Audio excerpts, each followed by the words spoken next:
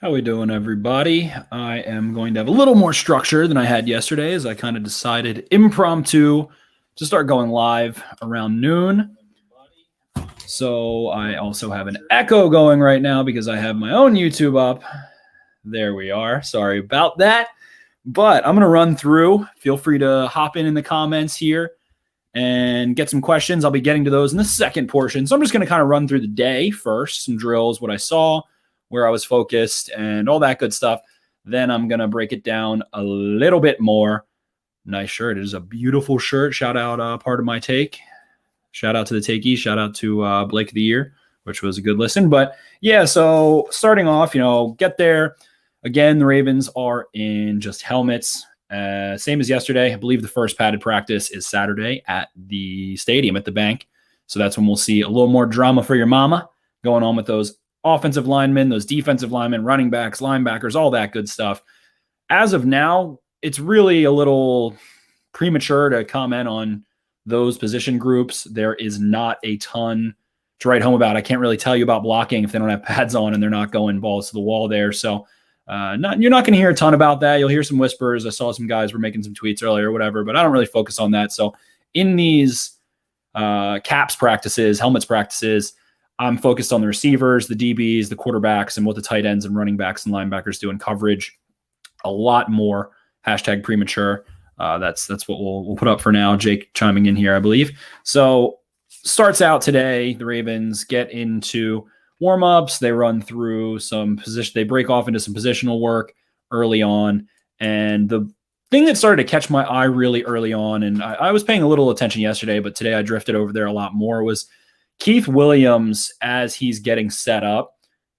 It is such a 180 in terms of, I kind of have this thought process myself that this is the flow from head coach down all the way through. We'll just go to, positional coach, QA stuff is a little different. They're not on the field quite as much, but you've got your head coach, your John Harbaughs, your Andy Reeds, Pete Carroll, all that good stuff. I like to think of them as, in a lot of cases, there are X's and O's guys for sure, but they're the ones who are the president, the CEO. They're thinking grand scale. They're thinking about the way practice is going to run, how to make sure they're delegating to their coaches correctly, all that good stuff. Goes down below John Harbaugh. Then you've got Wink Martindale and Greg Roman. What do? Establish the playbook, establish, the overall philosophy that they're going to have. They're the guys that are creating, they're designing the car, so to speak. Then it goes down to positional coaches. Positional coaches are the ones who it's their job to make sure that their players in their room understand the playbook, understand what's going on the chalkboard, understand what's going on in the film room, and then to take them into positional drills that are going to apply to your scheme, to your playbook, and all that good stuff. So long story short, this is why Keith Williams is so exciting. He is in shape. The man looks like he's running routes in practice. And I'm not taking anything away from David Culley. He has a wealth of experience, very well-respected guys with the Texans now, but it's a transition from having someone who, kind of can walk through a little bit and talk through drills versus now having Keith Williams, who, as the Ravens are working on some special teams work before they break off all the way, they end up looking at, they're going through special teams drills, all that good stuff. And while they're doing that, Keith Williams is getting set up for the receivers. He's putting down cones. He's, getting his drills set up. He's got some cleats on. He is running through these drills himself, half speed. He is going through the motions, imagining where the ball is going to be caught, imagining the frame, making sure that his drills make sense, that that he is able to not only articulate them, what he wants, to his players, articulate what he wants, as well, he shows them. He will jump out in front of drills. He will jump out and say, no, when they're working on a jam release where they're working on trying to get separation with an arm, he is going to give them the demonstration. He is in great shape. So it's really, not everybody can just kind of hear a drill spoken to them if you played any sort of sport and perfectly go do it. So it's nice to see the receivers able to have a demonstration the way it is supposed to be done. He goes back through reps. He's going back through reps and making sure that guys understand the nuance of it physically through his demonstration. He's in great shape. I'm not sure of his age. I would guess, early 40s, somewhere around there, but he's in outstanding shape. T. Martin on the other side, he's very involved. He's pulling guys off. He's got, the gigantic monster arms on so that he can simulate, slapping the ball away, all that good stuff. So a lot of energy coming from them. it appears that Keith Williams is just ecstatic about Marquise Brown. Marquise looks really, really, really sharp. He did end up leaving practice today a little bit early, but through the opening drills, they're working a ton back-to-back days now on being able to sync your hips, being able to stop your momentum, and then come out and break. They want to get really low in their breaks so that they can create harsh angles for defensive backs to make them not be able to undercut passes, and so the DBs have to cover more ground. So Keith Williams has a ton of energy. He's very positive. He also is very detailed in his explanations, and you can just tell that the receivers seem really excited. Rashad Bateman, Tylan Wallace, Jalen Moore, all these younger guys, James Prochet, Miles Boykin, he's coaching them through every single time. I think that he is the kind of the star of the show right now, especially without pads on. So it's really fun to watch him work, watch his energy, see what he demands of his wide receivers. So I think him and T. Martin are just going to bring a lot more enthusiasm and energy and detail, especially combined as, a unit, as opposed to having one guy, David Culley, as both the wide receivers coach and the pass game coordinator. Now you've got the pass game specialist in Keith Williams, as well as T. Martin, the wide receivers coach. So we're not entirely sure exactly what the roles entail necessarily of each one, but to me, that sounds like Keith Williams is a little more involved with Greg Roman and kind of impact into the playbook, whereas T. Martin is more so working on being the head of the wide receivers and things like that. But they're working in tandem. It appears really great, really fun. So positional groups there. The offensive linemen, back-to-back days, they're just kind of going through the punch dummies, the two-hand shock, jolting some pads that they have there. So it's not a ton to report on them. Today it looked like Ben Powers got some first-team reps. Again, they don't have pads on, so it's just kind of getting the footwork down, getting the hand placement right, and things like that, understanding what to communicate, going through nice and easy. What's up, Garnet? Good to see you here, my man. Glad your surgery was successful. You know why I'm here, baby. So then the receivers started running some routes. I didn't really focus a ton on defense. They're just going through a lot on while they split fields. Basically, they go into separate halves. Ravens have, I think, 3 practice fields, so the defense heads over to one, the offense stays on another. Defense is just generally working on being able to properly fit alignments and over front and under front, different packages, things like that. So they're kind of just going on through and absolutely mentally running through pre-snap issues. They had some drills going on there, just going through and practicing running the arc and all that good stuff. I'm not terribly focused over there. I will get there eventually, but so that's going on. Then everything comes together for 7-on-7s, 11-on-11. Not a ton. So here's what I have written down in my tiny little notepad. Keith Williams loves Hollywood, first rep of routes. Keith Williams started really busting out a big clap. He was like, yeah, Hollywood ends up leaving. Marcus Peters also wasn't there today due to a toenail injury, so all good. I had Prochet. I'd written down Prochet has smooth transitions upfield into a runner, and I also had that he has silent hands. When James Prochet catches a pass, you don't hear a thing. There's no clap, and you hear that on most catches. James Prochet, that means he probably could do like a 50-yard egg toss and be like an egg toss competition winner is the way I like to think of it. So Prochet was really smooth. I had written down that Jalen Moore is a pro. He makes plays. He looks the part. He looks explosive and fast enough. He also gets praise from the coaching staff. He looks like someone that is going to be on an active roster, whether it's in Baltimore or somewhere else, maybe a practice squad protected stash. He's someone that I'm very interested in, and I know got a ton of praise. So I'm working through my notes here. So I had written down McSorley to Oliver early on. McSorley took the first reps. He was the starter, so to speak. So he got out there and, I had there's a lot of motion, some 3x1 to 2x2s going on. And McSorley seems to find Oliver a lot underneath and be working. Oliver is definitely working with the ones. It seems like if he's healthy, he is tight end 3 and he is on this team. They like using him in the slot. They like moving him around. I had written down that Sammy Watkins and Jimmy Smith is a really fun matchup. And I was just kind of thinking about that in between plays. Sammy Watkins and Jimmy Smith, they're kind of similar athletes. They're both bigger dudes. Jimmy Smith probably 6'3", Sammy Watkins around 6'2", both of them over 200 pounds. And they've had kind of similar careers. Both have been really dominant, exciting players at their position.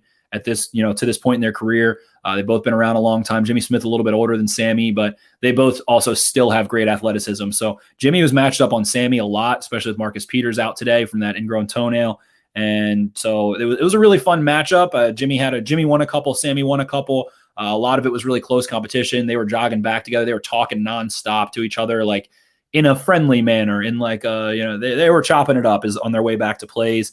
I had that Chris Westry, he definitely is one of the standout players of camp so far, especially of the unheralded guys. One of the most impressive players overall in camp so far. Westry is enormous. I mentioned this yesterday. He is tall. He is long. He, is a little more lanky than Jimmy Smith. He's not quite as, thick built, but he's got size. He is smooth. He's got smooth hips, clean feet, takes great angles, good breaks on the ball. He had an interception. He blanketed Deion Kane downfield. Tyler Huntley was gunslinging all day. He threw one up to Deion Kane. Westry just sprinted ahead of him and reeled it down for an interception. So that got the defense riled up a good bit. I also had that Watkins was lined up against Nigel Warrior a lot. He took him deep on back-to-back plays. I think there was probably a 25, 30-yard fade from the slot. And then there was another one, I think the next play from the boundary. And so the Ravens are moving Nigel Warrior around, and Sammy Watkins took advantage of him a little bit today. Had that Huntley. He had a great day today overall. Him and Prochet connected a ton. I think Huntley threw at least 4, maybe 5 touchdowns today. He looked very sharp. He was bombing the ball, whether it was 11 on 11, whether it was 7 on 7. So he's doing a good job airing the ball out, testing the defense over top. Him and Prochet seem to have a nice rapport together. And I did have, he missed. He wasn't perfect today. He missed a few throws for sure. He did have a pick, as I mentioned. The one thing that I did see negatively was the Ravens are running some boot, running some things under center as well. And he tends to, when he's rolling to his left, he really tends to drift away. And I think his feet are getting a little sloppy. So on those roll across the body boots, I think he needs to clean some things up a little bit, but wasn't all bad there. But just some notes I had. Throwing left was a little, I feel like he likes to throw to his right a little bit more, if I had to say. That's just kind of a thought out of thin air. McSorley to Watkins I had written down on a 9 route. Jimmy Smith got a pass breakup. I mentioned them. Warrior had a really nice pass breakup on a flat thrown by Tyler Huntley. He dove in front of it, made a play, got the defense riled up. I also had written down that Tylan Wallace, the thing that stands out through drills and through practice and what he does, he just has really strong body control, a ton of body control. Yes, there was some orbit motions going on, Duvernay, especially when they were just working against air. But so Tylan Wallace's body control, his late adjustments to the ball, the way he tracks a ball overhead is just very unique. I think that's what we saw at Oklahoma State as well. So it was fun to see that translate to the practice field. So it was a really interesting thing that kind of stands out for him, just really late adjustments and the way that he controls his body against the sideline and things like that. So it's good to see that that's something that appears very fluid for him and a seamless transition. I had the Prochet score. So in the end of the practice, Tyler Huntley, I mentioned Prochet as well, another standout player today. Prochet looks good. He looks smooth. He was able to kind of push off of Jimmy Smith on the boundary, work back to the ball and like a 7-yard hitch, which was nice. Jimmy was playing pretty physical on that one. Then he had a really long diving touchdown, I believe, past Khalil Dorsey in split field 7-on-7s.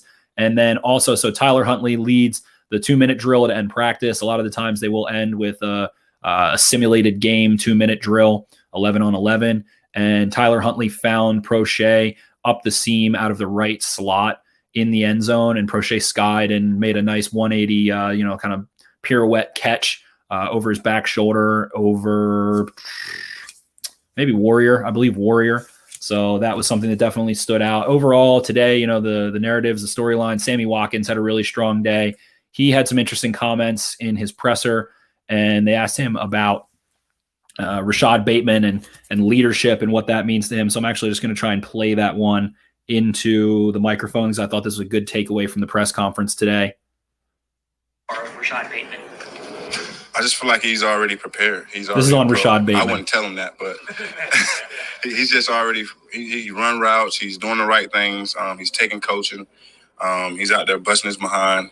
And honestly, it's rare to have a receiver come in prepared in this league. And I can say he's definitely prepared with everything that they've been throwing at him.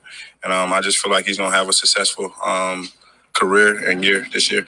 Do you feel responsibility to be a leader? Maybe joke about you wouldn't tell him that. Like, do you feel kind of that even as a new guy, you're a veteran in a young group?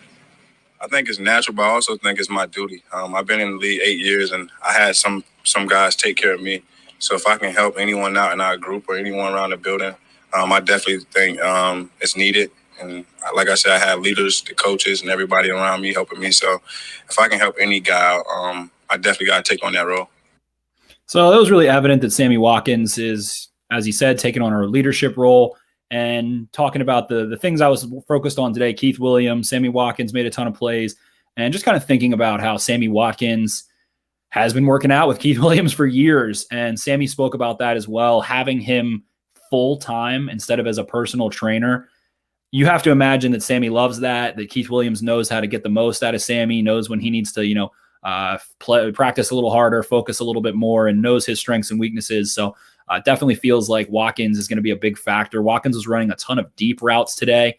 He won a lot of them, even when the ball wasn't going his way. He was on the left side in a lot of alignments, and that's the media and fan-facing side, so I was able to focus on him a little bit more. Bateman a lot of times on the other side of the field, so I feel like that's why you don't hear a lot about him. He had a couple catches, and everyone's chomping at the bit to hear that he scored a touchdown or something, but he looks good. Hasn't had a ton of targets. He's been getting some separation. It feels like what I see from him right now is kind of a silent assassin in the sense that he runs routes so smoothly and quietly, especially underneath. He has a really good feel for soft spots. If a quarterback is working, let's say a left to right progression, and Bateman's on the right a lot, like I mentioned, then you're going to end up seeing Bateman wide open underneath in a soft spot, and you can just kind of check down almost to him a lot of the time. He had a couple plays, and he looks really good in drills. Keith Williams seemed excited about a couple releases he was working on, and that's what it feels like the receivers are really focused on, is releasing explosively, releasing physically, releasing quickly. So that's been a major emphasis, and also working out of the top of breaks. And that's just separation, man. That's just going to create separation. And thinking about the kind of quarterback that Lamar Jackson is, he's efficient. Thinking about the offensive coordinator that Greg Roman is, they're focused on efficiency. Roman's made comments about how he's worried about what happens on third down. He's worried about what happens on a per drop back basis. And thinking about how kind of turnover cautious Lamar Jackson is, he's not a big 50-50 ball guy. He doesn't seem to love that. Mark Andrews, he'll throw some high points that he trusts him on, but the Ravens seem to be aiming towards separation a lot more this year, which is great. And as I mentioned, Williams being a guy that can help with that in many, many ways, and being able to demonstrate how to do so, demonstrate how to get right, breaking it down, ton of good energy there. Some other things from across the practice. It was really funny. Pat Ricard, there was an F jet play action motion. Ricard from the right slot is kind of an F, came across the formation. There was a play action. Tyus Bowser peels off towards the end of it, and Ricard runs a wheel up the left sideline. Tyus Bowser is like covering him so well that he covered him too well. He's like ahead of Ricard waiting for the pass. I don't recall who the quarterback was. I'm not sure if I had it written down, but they threw the ball so far behind Ricard, like underthrew it towards the sideline intentionally, putting it away, that Ricard tried to like go do a little ballerina toe tap on the sideline, and he was like barely out of bounds. The ref called it out of bounds, and Tyus Bowser was cracking up after the play. It was really funny. There was something I'm not going to say that, it was open to meeting. So Calais Campbell is working out of let's just say Calais Campbell dropped a pass today as a member of the offense, which was funny, but it was just an interesting situation. A lot of people in the crowd liked it, thought it was a funny situation. So that was a couple giggleable moments there. And that was the long and short of what I saw out there today. Chris Westry made some plays. Brandon Stevens was working with Geno Stone, it seemed like, as the second safety tandem. Everyone keeps asking about Ardarius Washington. I think he's working third team. He's the UDFA of the group. It seems like he's working into the rotation a little bit. He was in the slot on some matchups. Not a lot of balls going his way, and I can't focus on everybody at once during a play. I don't have the ability to rewind or do all that good stuff that happens on film. So I just, haven't seen a ton out of Washington at this point, good or bad necessarily. So that was kind of the deal for today. Jalen Moore catches a 70-yard touchdown at the beginning of practice. I'm sure everyone saw by now, from Tyler Huntley, who was just airmailing the ball. On the other side of it, McSorley, people, it feels like people are really spirited about this like backup quarterback debate, and especially now with Lamar sitting out, it's kind of going to probably be one of the main focuses of media attention and everything and conversation. But McSorley just really struggled to get the ball out on time today. And even yesterday, you're not tackling the quarterback. Number one, they don't have pads on, and McSorley's back there 4, 5, 6, 7 seconds sometimes before he gets the ball out. And today that was evident. He had a couple passes batted down, whereas Tyler Huntley was getting the ball out a little quicker, not every play, but definitely more in rhythm of the play. And he is just airing the ball out. McSorley had 2 passes batted. He also threw a flat route to, I don't know if I have it written down, threw a flat route. Marlon Humphrey jumped it. It was telegraphed, and Marlon Humphrey should have had a pick 6, but he completely dropped the ball. At this point, Marlon Humphrey forces a lot of fumbles. I just don't think he is I don't think he has the best hands, to say the least, especially in comparison with a guy like Marcus Peters. But the defense erupted. Anthony Levine was jumping up and down and screaming after he dropped it. Marlon stared at his hands in disbelief afterwards. He was like on his knees looking up to God in the sky, like, why? He was talking about he wanted more interceptions this year. And it feels like he just like is such a energetic, like aggressive person that he just like pounces on the ball too aggressively. And it's always like, instead of it being a football or like, any sort of ball, it's almost like he's trying to like a baby fell out of someone's grip and he's trying to like grab it and save its life. And it's like a little too dramatic, but Marlon had a couple pass breakups, couple great plays. Josh Oliver, like I mentioned earlier, Mark Andrews did slip behind the defense, just a completely blown coverage. No one within like 10 yards of him at one point. It was a mixed bag of defenders, and there was a communication breakdown. McSorley found him over top. So McSorley did throw a touchdown there. Overall, it was a fun practice, a lot of receiver-oriented stuff, a lot of DB-oriented stuff, and I've seen some people making comments about away and some other things. There's no pads on, so like I said in the beginning of this, I'm going to refrain from making assumptions or comments or anything of the sort on all that good stuff until they've got the pads on. You can actually block a human being. So we'll see how that happens, and then into the preseason. So I'm going to get into the comments here and roll through. So nice shirt from Jake. Yep, pardon my take shirt. It's actually incredibly comfortable. Let's see. Mike B was excited to see that Dalen Hayes had a good day, but no, there are no pads on. #premature. Hayes was working out there for sure. Player that we're definitely really high on. Jake and I. Esmond Yamoa. How has the worst passing attack, I guess, in the league looked the past 2 days, and who is the most targeted wideout in today's practices? I can't believe it's the year 2021 and people think that the Ravens had a worse pass game than the New York Jets did last year, or like a litany of other teams. It's just unbelievable. They throw the ball the least, so they have the least amount of yards. Let's get over that. They were average last year, 17th in DVOA. Who was the most targeted wideout in today's practices? It was definitely Prochet. It was definitely Sammy Watkins. Ben Mason had a catch at one point. I don't recall much Devin Duvernay. I think Bateman had like 2 catches underneath. So it was a lot of Watkins, a lot of Prochet, as I said. Deion Kane had some targets. Jalen Moore gets a good bit of targets. Westry had a nasty pass breakup on him. Moore ran, I think, like maybe a 12-yard blaze out, it looked like. And Westry just broke on the ball across. He has a ton of length. Dude is 6'4". He's so tall and long. Such clean feet. I'm curious to see how he is as a tackler and some things like that when the pads come on. I know he's had some health issues at times. He was on the Cowboys practice squad. I think he made their active roster at some point in, I think, 2019, maybe 2020. But he had a nasty pass breakup. Jalen Moore, ton of targets. Andrews gets his targets, and Eli Wolf gets some. They're the underneath options a lot, just sitting down against zone and stuff like that. So it's it is what it is. But definitely Prochet and Watkins. Let's see. What's the word on Ardarius Washington? I already kind of touched on him. He's just not getting targeted. It's like there's not a lot to say about Bateman and Washington because Washington hasn't been targeted. Bateman hasn't been targeted. It's they're communicating out there doing some stuff. Abdi Hassan, what's up, baby? What's good?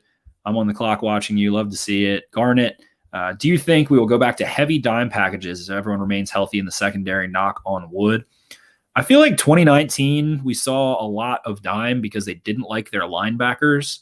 and they liked their safeties more than their linebackers. They had Earl, they had Chuck, and some other options there. So they were able to get some guys in rotation. Levine played a good bit that year as a dime backer. I think they like Malik Harrison a lot. I think they like LJ Ford a lot. I think they like Christian Welch a bit, and obviously Patrick Queen. So I think you see that the Ravens, they do want to play some dime. They're going to be a dime heavier team, but I don't. It's kind of this obsession this offseason, I think, with dime. And the Ravens basically told us they want to use linebackers. They drafted Malik Harrison. They drafted Patrick Queen. They kept LJ Fort. So I think those guys are going to get snaps a good bit. Will there be dime? Yes. But a lot of it is also matching offensive personnel. That's what you have to do. The calls come in from the offense, personnel goes on, and then the defense matches. So it's based on that kind of stuff. It's based on matchups, based on what you like. So, yeah, I mean, you want to have Jimmy Smith out there a good bit. You want to have Deshaun Elliott and Chuck Clark out there. But at this point, I just don't know who that third safety is. To me, it feels, early on in camp, like Geno Stone is kind of the safety 3. Jordan Richards made a couple plays today, some casual plays. Brandon Stevens got a good bit of work at safety, as I mentioned. So it feels like it's kind of Stone and Stevens working as that second group. And we'll see how it turns out. Stone is a capable player, but I'm not.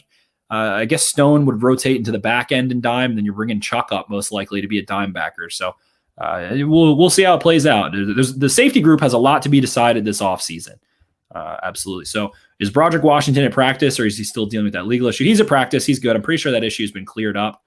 Can Baltimore Ravens trade Von Miller? Maybe midseason. We'll see how it plays out for the Broncos.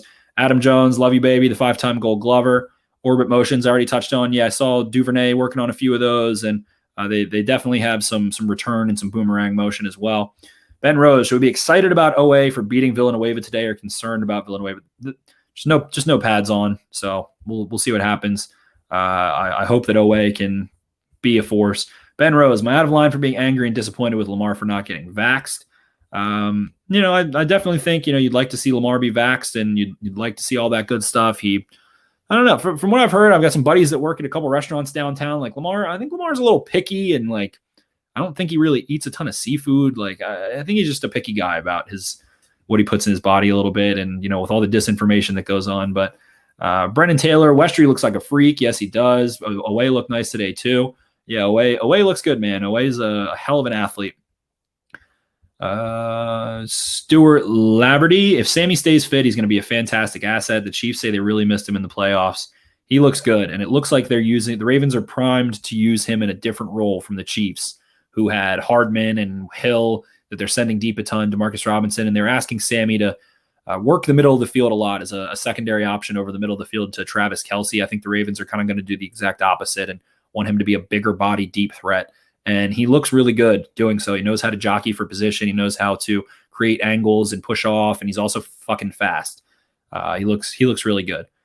Wondering about Broderick too. I haven't heard anything in his situation. I'm pretty sure his situation's all cleared up, if I recall correctly, but just do a quick Google there. Google, guys. Google's the answer for stuff like that.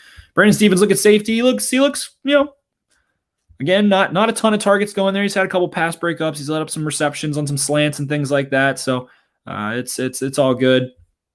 I think we're going to see a lot more from him once the pads come on, and once we understand if he's able to fit the run, and understand if he's able to tackle in the open field and do some basic things like that, how much they trust him. So preseason will be big for him. People look at numbers way too much and don't realize efficiency. It's all about efficiency. Alexander Suvanafong, did Bose keep his glove on in day 2? I didn't look at his hands really, but there was no snap issues at all today. Everything was clean as a whistle. Nothing at all, as Kyle mentioned. So, it was literally the first day of camp yesterday. So, I think Bozeman will be fine. Which player looks out of shape coming into the offseason? Anthony Averett, who has not been on the field because he has not passed the conditioning test, apparently. So, seems like he could be losing some ground right now, especially with Chris Westry making a ton of plays. Have they done special teams and return work? I don't think any return work, just they've done some work with the punt. They focused on punt coverage fronts, which is like the rushing upfield and also the blocking and being able to block and then peel out and go attack. So nothing crazy there. They've kicked field goals and stuff. Nothing crazy to report there. What bubble guy have I been most impressed by so far? I really just don't think Prochet is a bubble guy. I think he's kind of a lock at this point. I feel like he is. I think that it appears that Keith Williams really likes him. T. Martin really likes him. He's making a ton of plays right now. And I think Prochet is going to have a really strong preseason. And I think he could be a 20, 30 catch guy working really well. His hands, his toughness, some things like that. He's not the most impressive athlete in the world, but he's definitely not a, athletically slacking either. So he's, a decent athlete. And I think he is just a natural technician in ways. And is going to be a good option to make some plays and get some first downs and things like that. I'd like to see him be a little more tough in the open field than he was last year at times. I think he's got a little bit more to his open field ability than we saw last year, but I think it's going to be a big camp for him. Bubble guys as well. I've been impressed by like Chris Westry, like I said, Jalen Moore, like I said. Those are the names that are really standing out right now in that regard. Deion Kane looks solid. Benjamin Victor is a really lanky, long build. They threw some bubble. I think they threw a bubble screen or two to him in the last 2 days, and he looks like he's got some moves in the open field. Deion Kane's working deep a lot. He seems to be able to separate pretty late. He just hasn't gotten accurate balls when it's gone his way a ton, and it's been difficult for him to make plays when the ball is not there. What do you think about the player comp of Rashad Bateman to Calvin Ridley? I definitely don't hate that. Ridley was a really prolific receiver.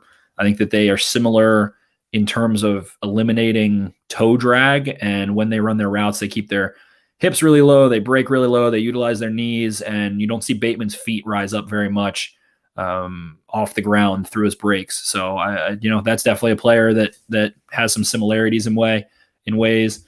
Garnett says on here, I'm trying to go to the Carolina versus Baltimore. I live in Jacksonville, North Carolina. So if you want to come crash for me for a night, just let me know, Spencer. I don't think I'm going to be able to make it to the practice, but I appreciate the thought, Garnett. Dillboat 98. Did you see anything physically wrong with Hollywood before you left practice? Hollywood's good to go. He was running through drills, and he was just kind of, swaying to the side, shifting his weight a little bit, stretching out, and he kept stretching out, and it looked like he was just a little tight. So they pulled him, get him stretched out. And yeah, I'm glad that they took the precautionary method. I think he might need to do a little work with the trainers.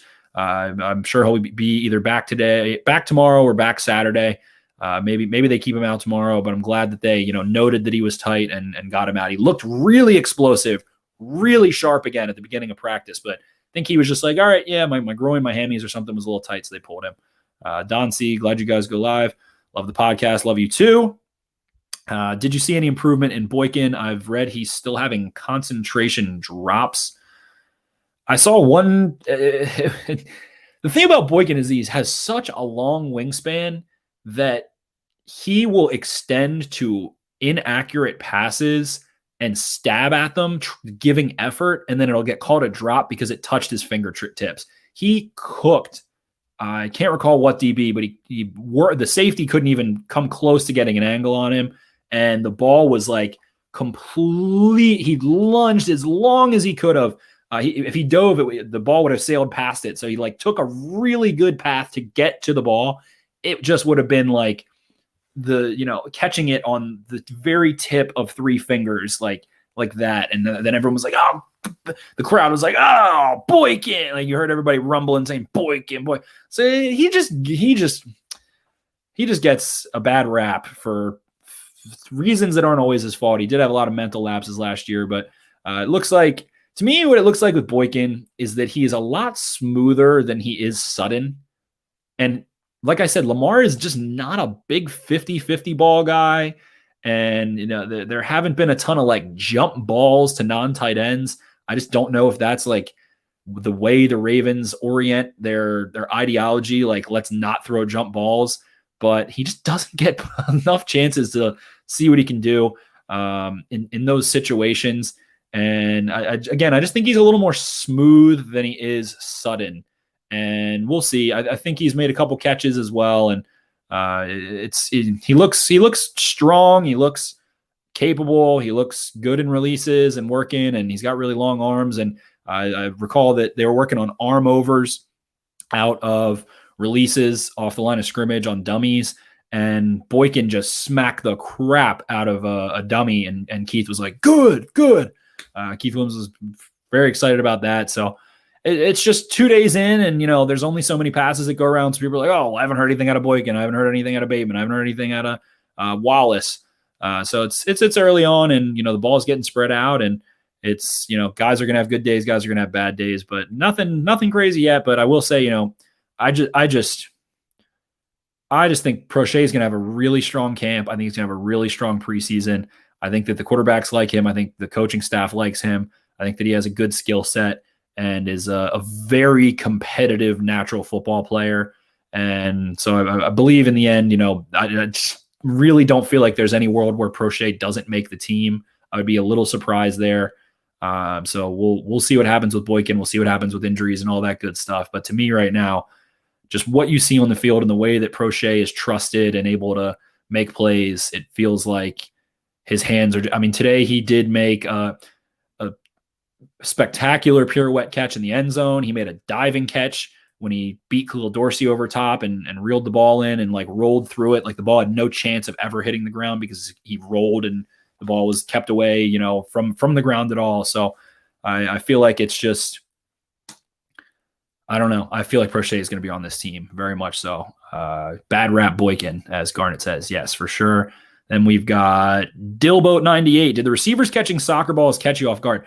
No, man. I think that these receivers are doing some unique things, especially in their own personal training. What's become really popular with especially receivers and running backs is I don't know the name of them, but it's using the 3-pronged color sticks where it's like the one end of it's white, one end of it's red, one end of it's blue. And they'll, trainers will chuck 2 of those up and say red, blue. And guys are trying to grab the right color of the prong of the ball and things like that. So soccer balls, I think Sammy Watkins was talking about it. I feel like it was utilized because the shape of the ball makes you think about catching a soccer ball. It makes you grip the ball around and form that sort of impact point for the football. So I think it's just kind of working on hand placement by using a soccer ball because a football is a little smaller. So I think people will kind of not increase the area and have their fingers in that perfect little diamond, that little Hershey kiss. So I think it's just orienting the hands and doing things like that. I've seen that stuff in Little League. I don't think that's anything crazy. It just might be new for, what people have seen in the past of the Ravens, I guess. But it's, I like to see it. I like to see some differences and some new stuff. Did any tempers flare up in practice? No, not at all. It's early. They will, especially when the pads come out and, you're talking practice 6, 7, 8, 9, 10. Guys will get pissed, especially the linemen. Running backs in the pass game, Dobbins looks smooth. Dobbins looks great. I feel like people are, he definitely worked on, the psyche of catching passes and ran a lot of routes this offseason and stuff. But again, just going back to Ohio State, he was a mean route runner, can make plays. He's smooth through the catch point and things like that, and had a couple drops last year. So everyone, it's just like the classic case of not throwing the ball a ton. If you have a couple of drops, Miles Boykin talked about it last year. If you mess up in your limited opportunities, it gets magnified. And you feel like the fans really, really run with it because if you get 3 targets and you have 1 drop, it looks awful. But if you've got 11 targets and you drop 1 and have 8 catches, in a different kind of offense, it looks really good. So it's definitely a work in progress. Justice Hill, very good pass catcher. Tyson Williams had a okay day today. Again, I don't recall if he caught any passes, but he just a guy that I think looks smooth as a running back, looks like he understands how to work through traffic, no pads yet or anything. So it's all going to change when those come on. I think he caught a couple balls out of the backfield ultimately. So we'll see how that progresses. But I guess that is about all for today. We ran about 40 minutes here. I appreciate you guys hopping on with me and all that good stuff. I'll be getting on and chopping it up. But today the big takeaways are just Sammy Watkins, James Prochet, Tyler Huntley, Keith Williams. I think Keith Williams is going to have a real impact. Has there been a true show of athleticism by anyone besides Hollywood?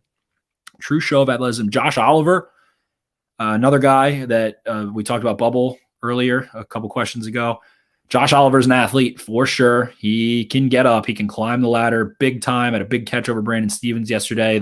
There's nothing Brandon Stevens could have done. Josh Oliver was 6'5", athletic guy, and he's diving, jumping in the air, catching the ball way, way, way away from where Brandon Stevens ever could have even gotten. And Stevens had okay coverage.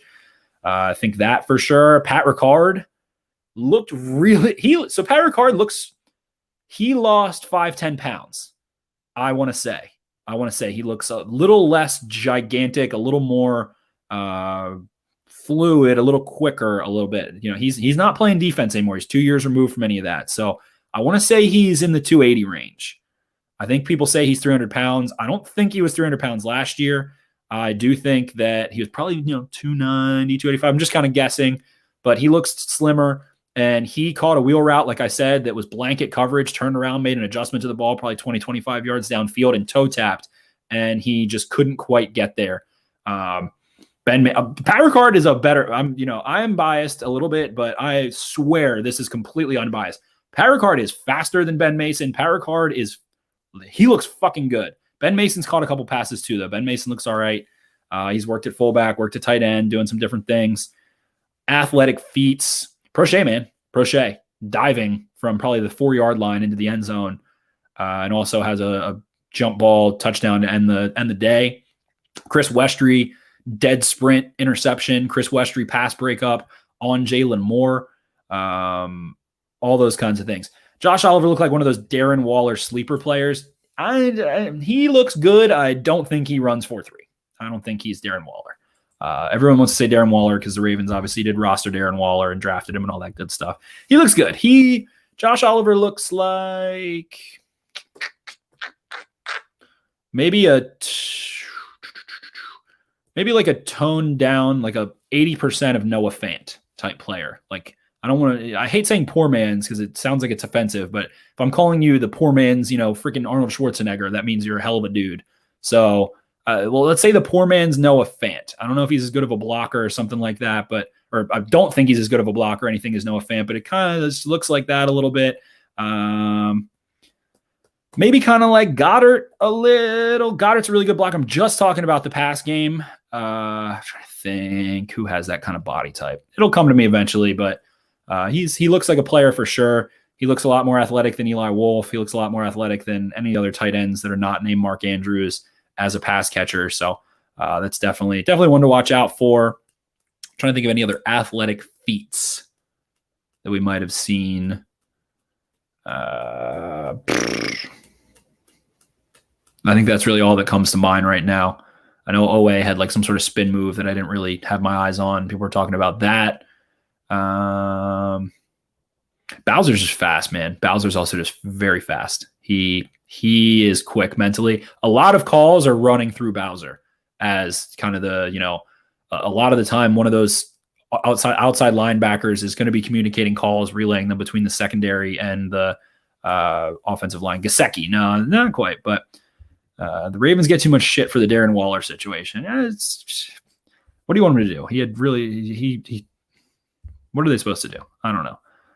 Is Oliver better or worse than Hayden Hurst? I have no comment on that. It's too early to make any sort of comparison like that. But I just think I said it before camp, so maybe it's confirmation bias a little bit or something. But I just think of anybody the Ravens have had after Hayden Hurst, Oliver is the most similar athletically to what Mark Andrews can do in the offense. I don't think there's any other tight end that can come relatively close to replicating what you would lose if Andrews wasn't able to go. So that's the best way I think I can put it. Jalen Moore, I think Jalen Moore's out of Western Michigan. I can't recall. Someone said, who is Jalen Moore? He's 24 years old. UTEP. He went to UTEP. Okay. Or excuse me, Tennessee Martin. 5'11", 191. I don't think he had prolific stats at Tennessee Martin, and I did not watch any of him in college. Nothing like that. I don't have anything to say other than the fact that he has some deep ball ability. He is sudden. He has body control. I think he is a pro receiver, and I think that he will find his way onto an active roster, whether it's on the Ravens, whether it's on another team being claimed off of waivers or something like that, unless the Ravens use him as a protected player, which wouldn't really make sense considering how the smorgasbord of receiving options that they appear to have right now. But I feel like he's a pro. I think he looks a little bit better than some of the guys like Gray or Kane or some guys in terms of kind of fluidity and being natural. Kane looks all right. I think we're going to see some big days out of Kane as well. So it's all good stuff. All fun and games until training camp Westry and training camp Jalen Moore come out. Exactly. Those are the two guys that are really catching my eye right now.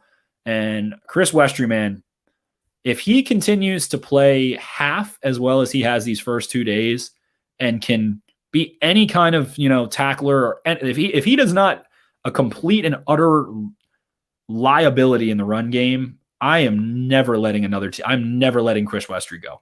He is so tall and so fluid, takes such good paths to the catch point. His feet are so quick. I've been so impressed. Mark Dent, having size at cornerback is underrated. No one values size at cornerback more than maybe the Ravens and like the Seahawks and a couple other teams. The Ravens love big corners, love boundary corners. He's built like a lankier kind of Jimmy Smith. He's not quite as big body, so he's probably not going to be as effective in the run game, not even close. Jimmy is one of the better run defending corners of his era. But yeah, so that's the long and short of it. It's been a good day, been a good first 2 days. I'm excited for the stadium practice on Saturday. I'll be there and I'll be out again tomorrow. So I'll be hopping on sometime around noon tomorrow again. I appreciate you guys. Thank you so much for hopping on, and hope you guys have enjoyed it. So I'll be talking to you guys again soon.